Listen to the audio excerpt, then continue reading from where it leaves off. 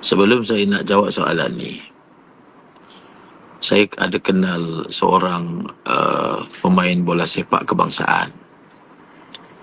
Tapi sekarang sudah, Masya Allah, berhijrah dan memiliki madrasah-madrasah. Allah, Masya Allah.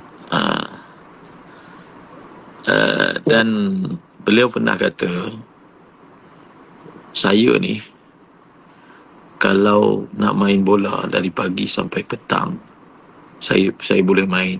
Saya suka. Sebab satu, dia boleh mengeluarkan peluh, memberi kesihatan.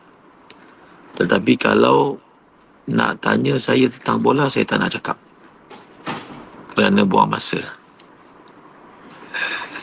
Itu dia katalah, kerana buang masa dan sia-sia.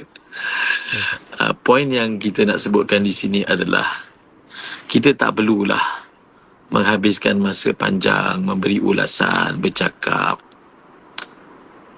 Kalau saya kata dia termasuk dalam perkara layak ni yang kita mula bicara tadi, boleh juga dikatakan begitu.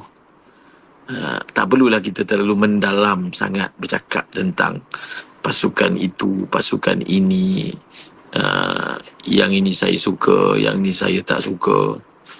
Khususnya orang-orang agama lah, tak perlu terlalu mendalam, biasa-biasa saja. Kemudian daripada segi jawapan yang bagi soalan yang ditanya, ya, perbuatan itu adalah salah satu bentuk daripada pertaruhan, termasuk daripada pertaruhan yang tak dibenarkan dalam agama Islam. Yang tak dibenarkan dalam agama Islam. Dia tidaklah dipanggil judi sebenarnya, tapi dia syubhat. Maksudnya begini, sebenarnya dalam situasi macam ni, dia lebih kepada satu orang tu dia janji akan belanja. Dia janji akan belanja. Bukan dia wajib belanja. Kalau dia wajib belanja, maka dia akan jadi judi. Tapi kalau dia janji nak belanja, terpulang pada dia lah. Dia nak belanja ke, dia tak belanja ke.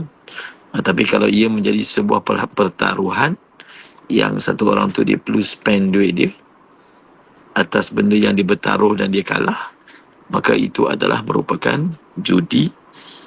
Dan kita tahu, bila berlaku sahaja pertandingan seperti ini, maka suburlah judi-judi di seluruh dunia. Mungkin kita ni judi dengan belanja makan je, tapi di luar sana ada orang berjudi atas kemenangan atau kekalahan sesebuah pasukan dengan nilai yang mencecah ratusan juta ringgit. Wallahu ta'ala. Baik, jelas. Alhamdulillah.